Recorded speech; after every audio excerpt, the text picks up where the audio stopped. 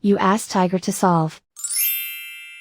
This deals with linear equations with one unknown. The final result is b=24/7. Let's solve it step by step. Simplify the expression. Group like terms. Simplify the arithmetic. Group all constants on the right side of the equation. Add 8 to both sides. Simplify the arithmetic.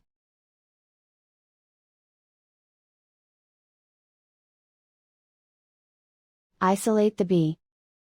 Divide both sides by 7. Simplify the fraction. And so the final result is b=24/7.